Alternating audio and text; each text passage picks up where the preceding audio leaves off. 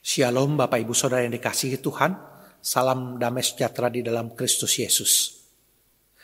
Perikop firman Tuhan kita pada hari ini terambil dari Lukas pasal 9 ayat 57 sampai dengan 62. Lukas pasal 9 ayat 57 sampai dengan 62. Demikian firman Tuhan. Ketika Yesus dan murid-muridnya melanjutkan perjalanan mereka, berkatalah seorang di tengah jalan kepada Yesus, "Aku akan mengikut engkau kemana saja engkau pergi." Yesus berkata kepadanya, "Serigala mempunyai liang dan burung mempunyai sarang, tetapi anak manusia tidak mempunyai tempat untuk meletakkan kepalanya." Lalu ia berkata kepada seorang lainnya, "Ikutlah aku." Tetapi orang itu berkata, "Izinkanlah aku pergi dahulu menguburkan Bapakku." Tapi Yesus berkata kepadanya, "Biarlah orang mati menguburkan orang mati, tetapi engkau pergilah dan beritakanlah kerajaan Allah di mana-mana." Dan seorang lain lagi berkata, "Aku akan mengikut engkau Tuhan, tetapi izinkan aku pamitan dahulu dengan keluargaku." Tapi Yesus berkata, "Setiap orang yang siap untuk membajak, tapi menoleh ke belakang, tidak layak untuk kerajaan Allah." Mari kita bersatu di dalam doa. Bapa yang bertahta dalam kerajaan surga, firman-Mu sudah kami buka dan kami baca. Sekarang bukalah hati dan pikiran kami untuk menerima sabda-Mu. Berbicara kepada setiap kami. Dimanapun kami berada pada saat ini, kami percaya Engkau ada dan Engkau akan menyatakan kebenaran firman-Mu kepada kami semua. Di dalam nama Tuhan Yesus Kristus, kami serahkan pemberitaan firman Tuhan ini. Amin. Bapak Ibu Saudara yang dikasihi Tuhan, untuk memulai khotbah hari ini saya akan memulai dengan sebuah kisah seorang anak sekolah minggu. Pada suatu hari Minggu, setelah ibadah, Bapak Pendeta bertanya dengan seorang anak sekolah minggu dengan sebuah pertanyaan. Pertanyaannya adalah, siapa yang merubuhkan tembok Yeriko? Lalu anak sekolah minggu itu dengan ketakutan sambil menangis, dia menjawab Pak Pendeta itu, "Gak tahu Pak Pendeta, bukan saya yang merubuhkan." Pak Pendeta berpikir merasa tidak beres, maka dia mencari guru sekolah minggu daripada anak itu. Lalu dia bertanya kepada guru sekolah minggu itu, "Gimana anak sekolah minggumu itu? Mengapa ketika saya tanya siapa yang merubuhkan tembok Yeriko, malah jawabannya kok bukan saya, beneran bukan saya?" Lalu guru sekolah minggu itu pun menjawab Pak Pendeta, "Pak Pendeta, saya kenal baik anak ini. Anak ini sungguh-sungguh baik. Jadi saya percaya bahwa dia tidak mungkin melakukan tindakan sampai merubuhkan tembok segala." Pak Pendeta semakin pusing Bapak Ibu dengan jawaban guru sekolah minggu ini. Lalu dia mengadakan rapat majelis mendadak. Di dalam rapat itu Pak Pendeta berkata, "Saya sungguh kecewa melihat kondisi gereja kita. Saya tanyakan kepada salah satu anak sekolah minggu, siapa yang merobohkan tembok Yeriko? Jawabannya, bukan saya, beneran bukan saya. Saya tanya juga kepada guru sekolah minggunya, saya bertambah bingung. Masa jawaban guru sekolah minggunya berkata, saya kenal baik anak itu. Rasanya memang bukan dia Pak, beneran bukan dia yang merobohkan tembok itu." Kemudian suasana rapat itu menjadi begitu hening. Kemudian beberapa menit kemudian mulai terjadi kasak kusuk saudara. Tetapi tidak ada seorang pun yang berani angkat bicara. Sampai akhirnya ketua majelis pun memberanikan diri untuk mengangkat bicara. Dia berkata, "Pak Pendeta, benar seperti dikatakan Pak Pendeta. Ini ada yang tidak beres di gereja kita. Tapi Pak, daripada masalah berlarut-larut, ya sudah, bagaimana jika saya putuskan saja? Mari kita membentuk panitia pembangunan segera. Supaya tembok yang sudah dirubuhkan, kita bangun kembali." Seketika itu juga pendeta itu pingsan saudara. Bapak Ibu Saudara yang kasih Tuhan, jangan tanya siapa pendeta itu. Kalau saudara desak saya, siapa Pak Pendeta itu? Maka saya akan jawab seperti anak sekolah minggu itu. Beneran, bukan saya. Bukan saya. Bapak Ibu Saudara yang kasih Tuhan, kisah ini memberikan sebuah pesan kepada kita. Apa pesannya? Komunikasi yang salah akan menghasilkan respon tindakan yang salah. Komunikasi yang salah akan menghasilkan respon tindakan yang salah. Apabila kita mengkomunikasikan pesan demikian, menjadi orang Kristen tidak perlu bayar harga. Semua free, gratis. Kan sudah dibayar oleh Tuhan Yesus di Kalvari. Maka respon tindakan akan berbeda ketika yang kita komunikasikan pesannya berikut. Hidup mengikut Yesus bukan hanya perkara mati masuk surga. Titik. The end. Tetapi tatkala kita memutuskan untuk mengikut Yesus, itu bukan titik akhir. Itu justru adalah titik awal dari sebuah perjalanan baru. Yang dimulai bukan nanti waktu di surga, tapi sekarang di bumi ini. Dan nama perjalanan itu adalah discipleship, pemuridan. Ada seorang hamba Tuhan yang berkata demikian. To be saved costs you nothing. Untuk diselamatkan, kita tidak perlu membayar apa-apa. To follow Christ costs you something. But to be a disciple of Christ costs you everything. Untuk mengikut Tuhan, bahkan untuk menjadi murid Kristus, ada harga yang harus dibayar.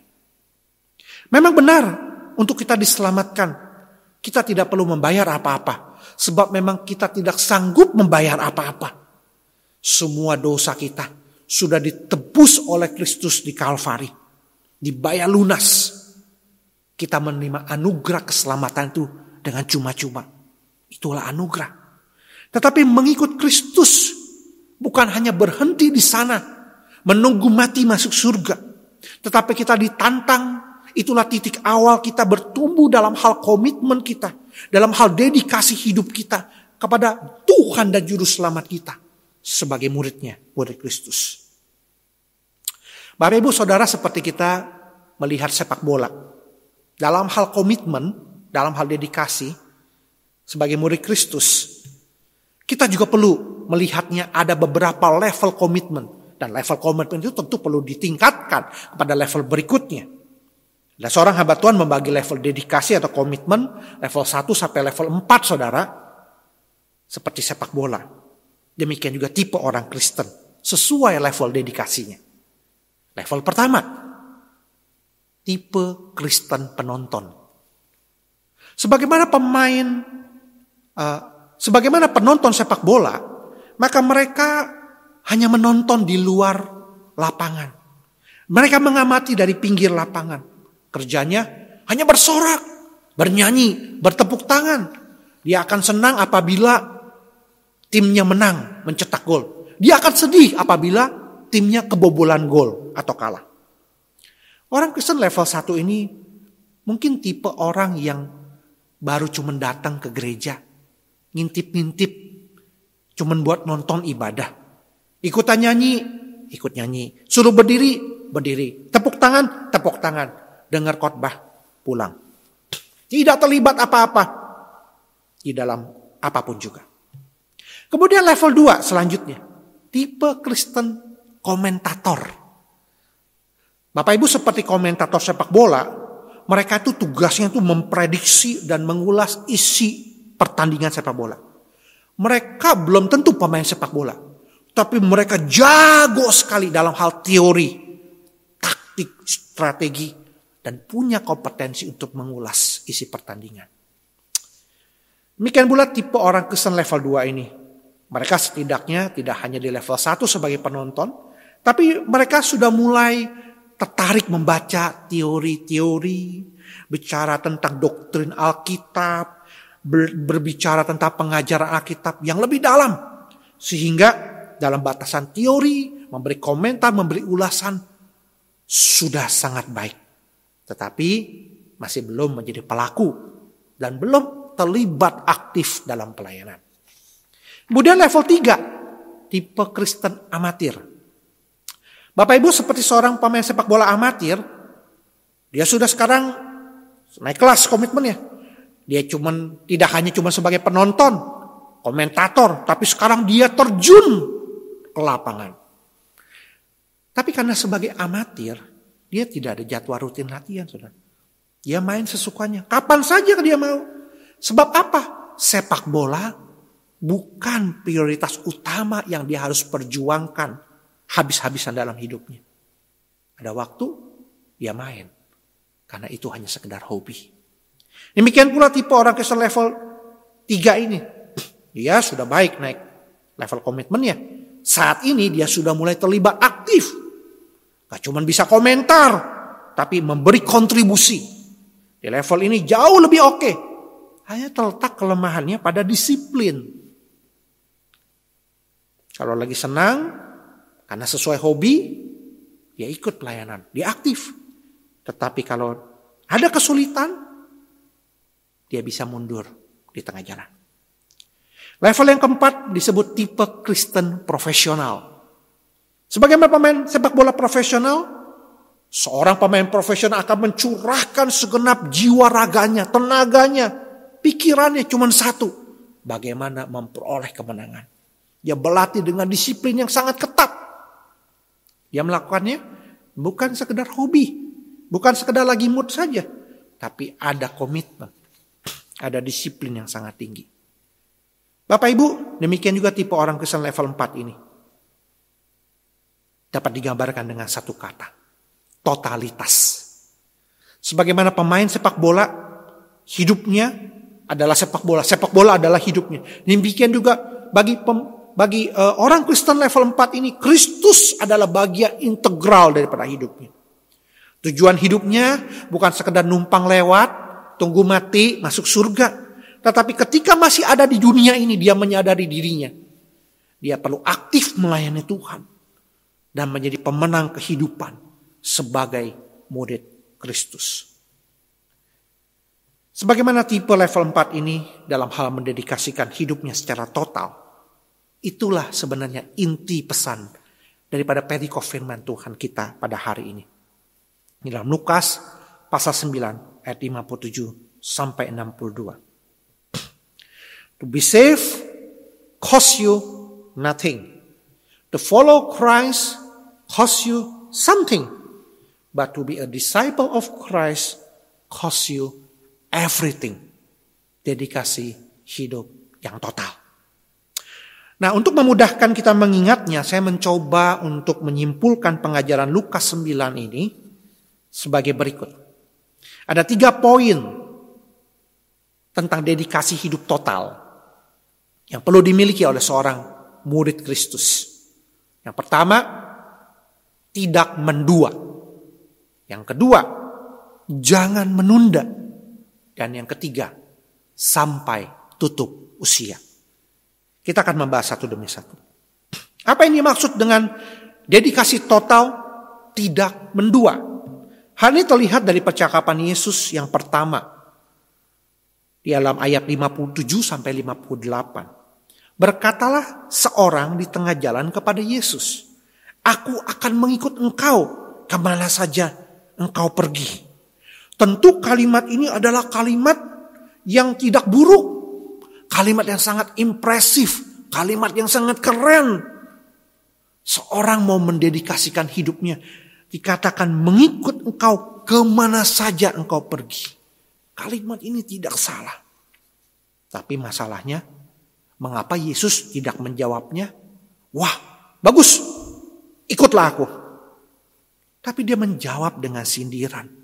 Serigala mempunyai liang, burung mempunyai sarang. Tapi anak manusia tidak mempunyai tempat untuk meletakkan kepalanya. Mengapa dijawab demikian? Sebab Tuhan Yesus mengetahui isi hati manusia yang terdalam. Tuhan Yesus tahu bahwa isi hatinya tidak tulus. Mulutnya bagus, tetapi hatinya mendua. Jika kita lihat dalam ayat 57 ini, khususnya di Injil Lukas, memang tertulis berkatalah seseorang di tengah jalan. Tidak jelas siapa orangnya. Tetapi dalam Injil Matius pasal 8 dituliskan dengan jelas bahwa orang itu bukan orang sembarangan, saudara-saudara. Orang itu adalah seorang ahli Taurat. Dalam satu penafsiran mengatakan dalam konteks itu, yang namanya seorang ahli Taurat itu bukan orang yang tidak punya rumah loh. Bukan orang yang tidak punya tempat tinggal. Bahkan ada yang ekstrim mengatakan dia punya rumah yang besar. Tapi mengapa dia mau tinggalkan rumahnya itu? Benarkah dia tulus mau mengikuti Yesus kemana saja Yesus pergi? Jawabannya tidak. Itu sebabnya Tuhan Yesus mengatakan, anak manusia tidak punya tempat untuk meletakkan kepalanya. Jadi, kalau dia mau mengikuti Yesus, agar dia mendapat lebih banyak rumah, lebih banyak kenyamanan, lebih banyak kemudahan, lebih banyak kekayaan, Tuhan Yesus hendak mengatakan, dia salah alamat. Adalah salah jika kita punya persepsi mengikuti Yesus, kita mendapatkan keduanya. Kita bisa dapat Tuhan, sekaligus di saat yang sama kita juga bisa mendapatkan kenikmatan dunia ini dengan hati yang mendua. Mengapa saya katakan demikian? Saya beri contoh Yudas Iskariot. Di dalam Yohanes pasal 12 ayat 5, ketika Yudas Iskariot salah satu murid Yesus mengatakan, mengapa minyak naras ini tidak dijual 300 dinar dan uangnya diberikan kepada orang miskin? Wah, Bapak Ibu, terkesan dia punya hati yang sangat mulia. Perkataannya tidak salah. Seakan-akan dia sangat memperhatikan. Tetapi Yudas sesungguhnya mendua hatinya. Dan dia sebagai murid Kristus tidak bisa selamanya demikian. Akan tiba waktunya di mana dia harus mengabdi hanya kepada satu Tuhan. Dia memilih 30 keping perak atau dia memilih Yesus. Dan kita tahu di dalam akhir hidupnya dia memilih 30 keping perak dan bukan Yesus. Jadi adalah benar yang Matius 6 ayat 24 katakan. Tak seorang pun dapat mengabdi kepada dua Tuhan. Kamu tidak bisa mengabdi kepada Allah dan kepada Mammon. Apa dedikasi total? Dedikasi total artinya tidak bisa mendua hati. Totalitas hanya kepada satu. Yaitu mengabdi kepada satu Tuhan. Yang kedua, apa yang dimaksud dengan dedikasi total? Dedikasi total tidak hanya bicara tentang tidak boleh ada hati yang mendua, tetapi juga jangan menunda. Hal ini didasarkan pada percakapan Yesus yang kedua di dalam ayat 59 sampai 60. Lalu ia berkata seorang lainnya, ikutlah aku. Di sini yang berkata terlebih dahulu adalah Tuhan Yesus. Ikutlah aku. Tapi orang itu berkata, izinkan aku pergi dulu mengubur Bapakku. Di sini sebuah privilege bukan? Orang yang pertama datang kepada Yesus, mengajukan diri. Tetapi yang kedua, Yesus sendiri yang memanggil orang tersebut. Ikutlah aku. Dia yang menawarkan panggilan itu. Secara logika, kalau Yesus sendiri yang mengajak, berarti seharusnya kita berasumsi, Yesus tahu orang ini seharusnya bisa ikut. Ada kualifikasi, masuk hitungan bukan? Ada yang menafsirkan orang tersebut adalah seorang anak muda yang punya potensi dan harapan masa depan. Dia tinggal jawab, iya, beres. Tapi menariknya dan sayangnya tidak demikian. Orang tersebut menolak ajakan Yesus. Izinkan aku pergi dahulu mengubur Bapakku. Saya kadang-kadang berpikir, apa susahnya Yesus memberi izin pada orang itu menguburkan bapaknya dulu? Mengapa Yesus tidak berkata, oh oke lah, kita tunggu kamu beberapa hari kedukaan, nanti kamu nyusul rombongan. Tapi di sini sebaliknya Yesus dengan tegas menjawab, biar orang mati mengubur orang mati, tapi engkau pergilah dan beritakanlah kerajaan Allah di mana-mana. Apakah di sini berarti Yesus adalah orang yang kurang sabar? Apakah di sini berarti Yesus adalah orang yang kurang ajar kepada orang tua? Tentu saja tidak. Salah satu penafsir mengatakan pada saat itu bapa daripada anak itu sebenarnya belum meninggal dunia, saudara. Bahkan mungkin masih membutuhkan waktu yang lebih lama, beberapa tahun kemudian, sampai menunggu bapaknya lanjut usia dan meninggal. Dengan kata lain, Dia mencari alasan untuk menunda panggilan mulia yang Tuhan berikan kepadanya. Dengan alasan keluarga. Ingatlah, hidup adalah kesempatan. Menunda-nunda, memberikan sisa waktu usia adalah bentuk ketidakseriusan di dalam mengikut Tuhan. Sebenarnya, ketika anak muda ini menolak ajakan Yesus, yang rugi bukan Yesus, tetapi dirinya sendiri. Sebab belum tentu ada kesempatan berikutnya. Sebab kita tidak tahu berapa lama kita hidup di dunia. Bapak Ibu terus terang, dalam kondisi masih pandemi COVID seperti ini, siapa yang bisa jamin anak menguburkan bapaknya? Ada banyak kejadian bukan? Yang jalan duluan anaknya. Jadi bapak yang menguburkan anak. Jangan main-main dengan waktu. Dedikasi total adalah dedikasi segera. Tidak menunda. Poin yang pertama, apa itu dedikasi total? Dedikasi total adalah tidak mendua. Yang kedua, dedikasi total adalah jangan menunda. Yang ketiga, dedikasi total adalah sampai tutup usia. Hal ini didasarkan pada percakapan Yesus yang ketiga, yaitu di ayat 61 dan 62. Dan seorang lain lagi berkata, aku akan mengikut engkau Tuhan, tapi izinkan aku pamitan dahulu dengan keluargaku.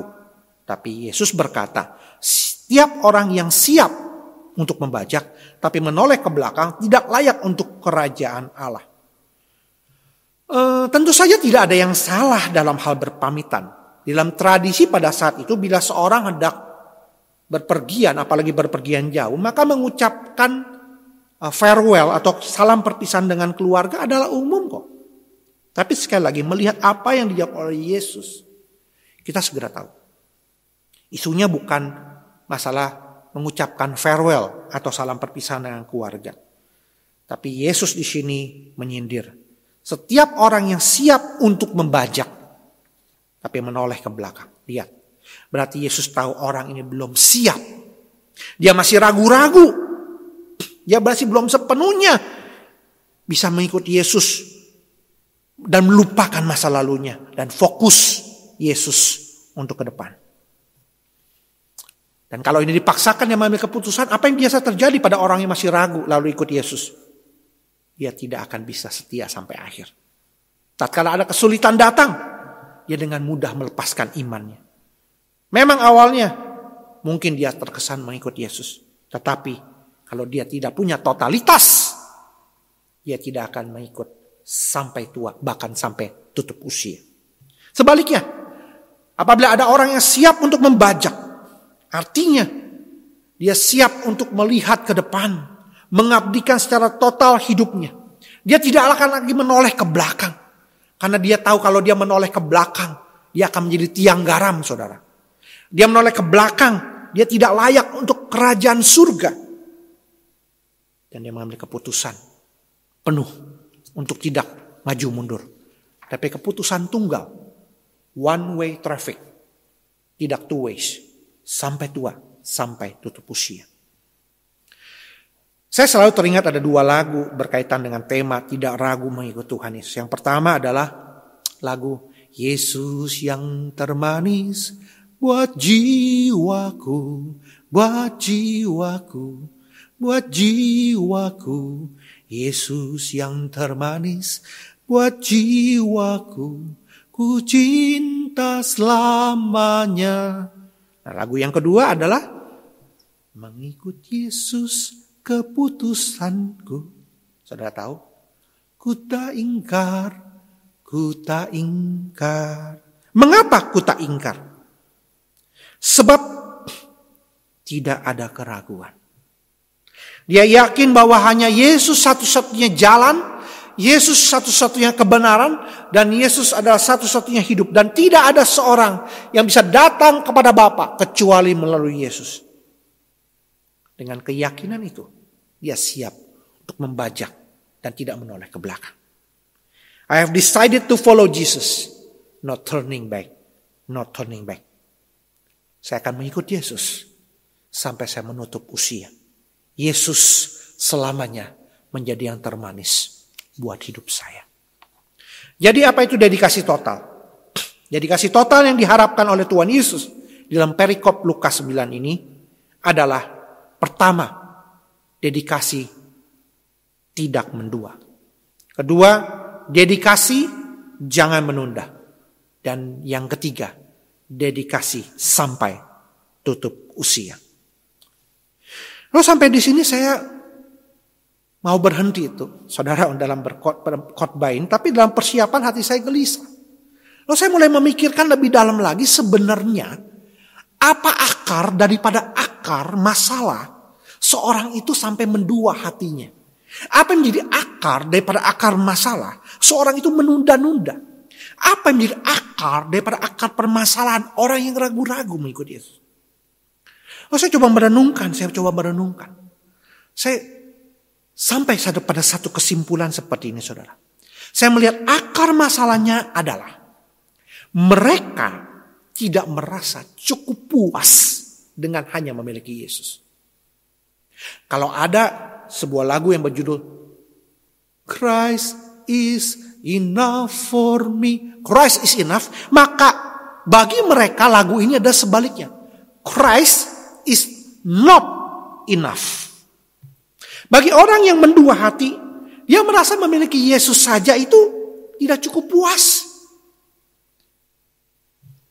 Itu sebabnya dia harus dipuaskan dengan kekasih bayangan, tanda kutip.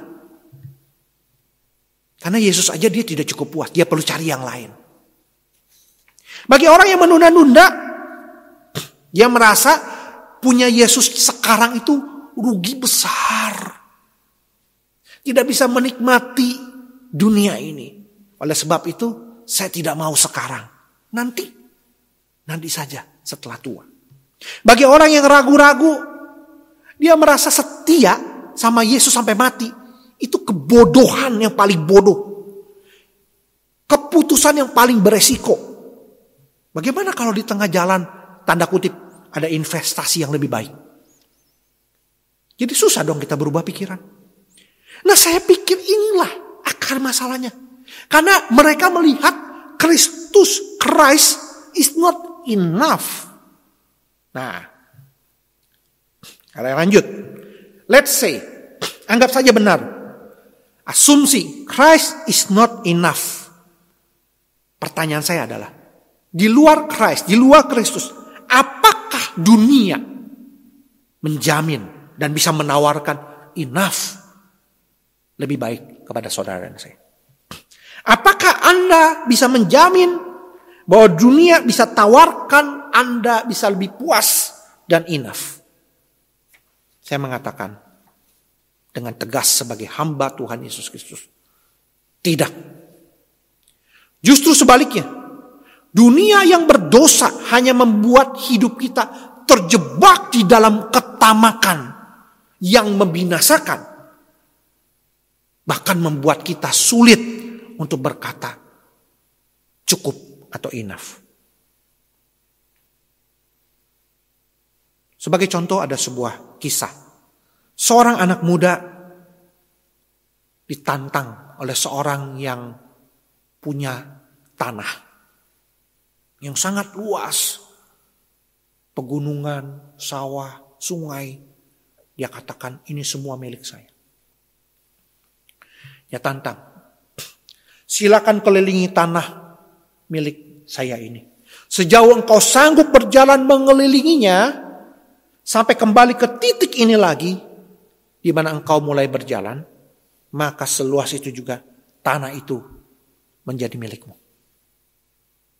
Wah, anak muda ini sangat tertantang. Dia bersemangat. Dari pagi hari dia mulai melangkahkan kakinya. Dia berjalan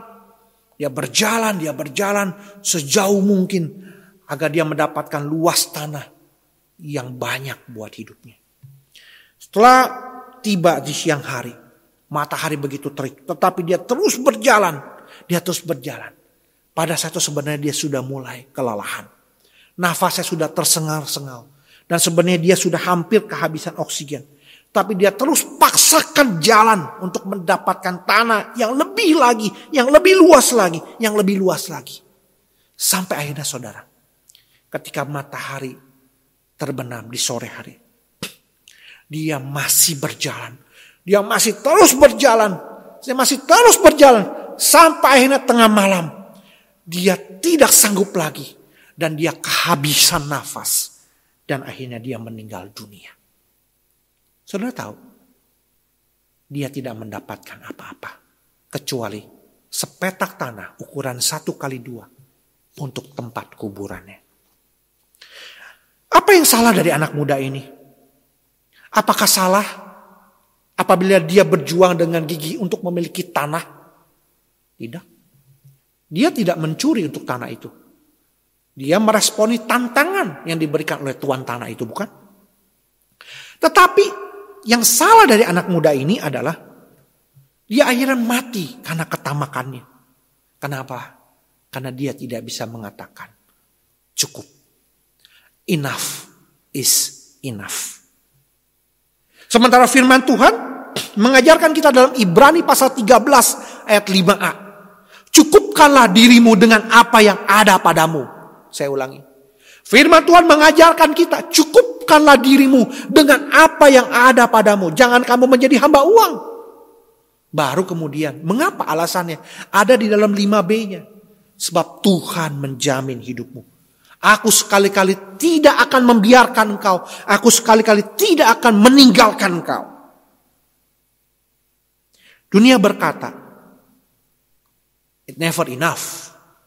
Dan firman Tuhan berkata, Christ is enough. Mengejar isi dunia, kehilangan segalanya. Mengejar Tuhan dan kerajaannya, malah semua akan ditambahkan kepadamu. Matius 6 ayat 33.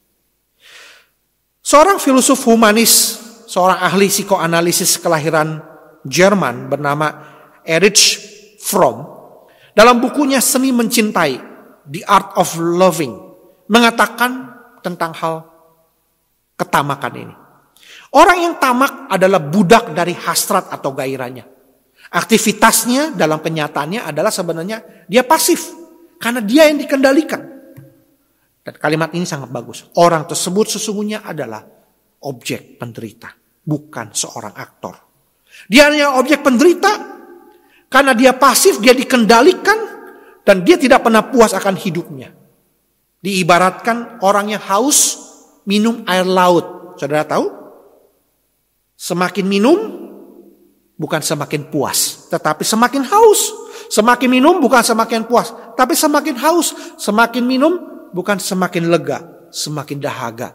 Dan jikalau saudara terus minum, saudara akan berakhir kepada kebinasaan. Apa yang dunia tawarkan? Jerat kebinasaan. Apa yang Kristus tawarkan? Jalan kehidupan.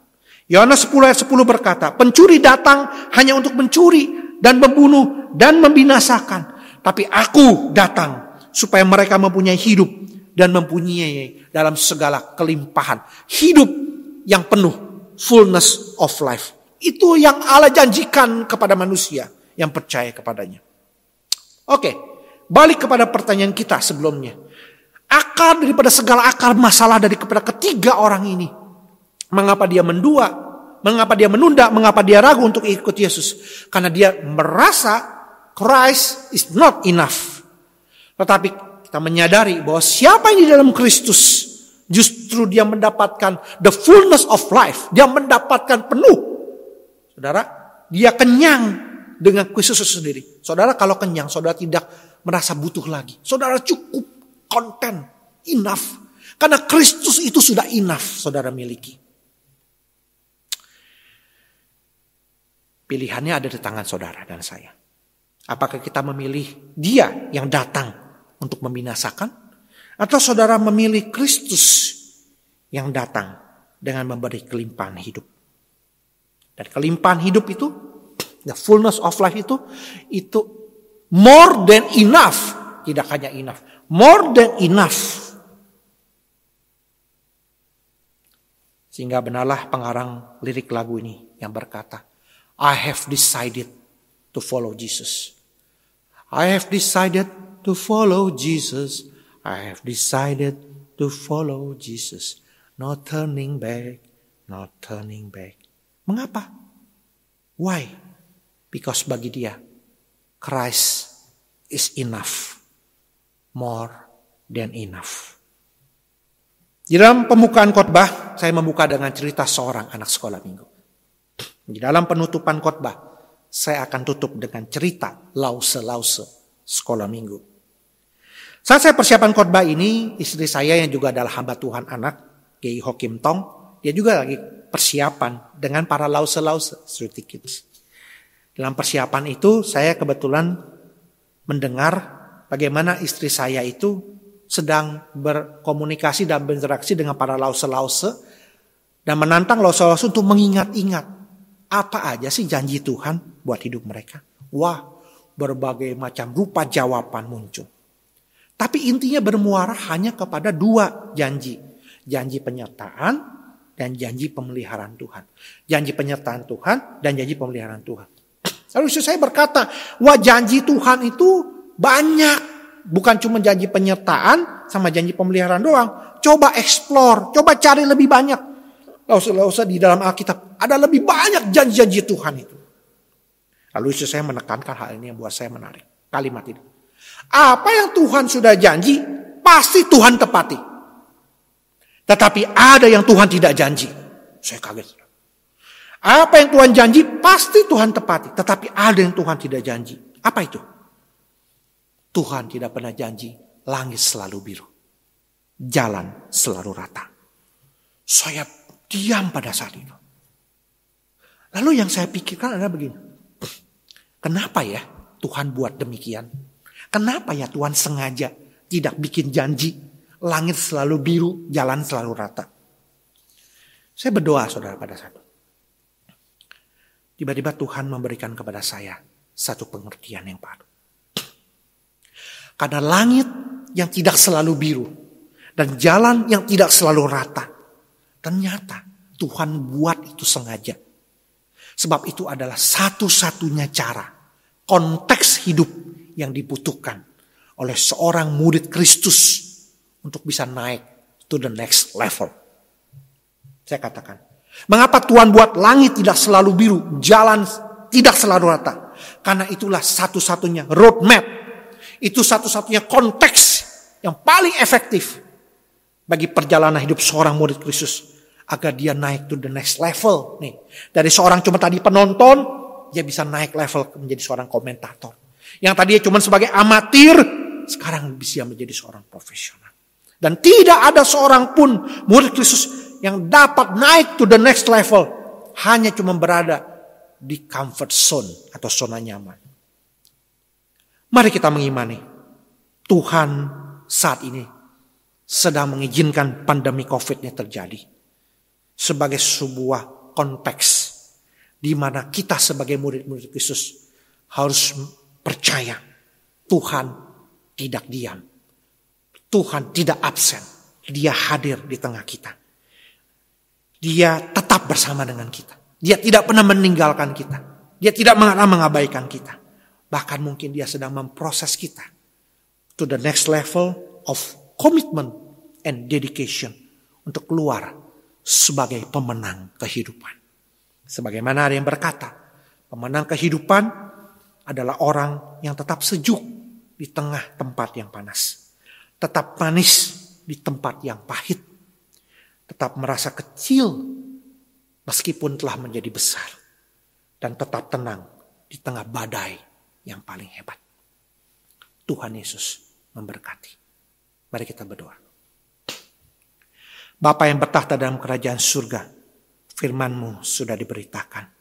Biarlah Roh Kudus yang bekerja di dalam hati setiap kami yang mendengarkan.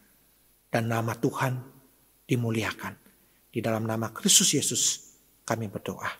Amin.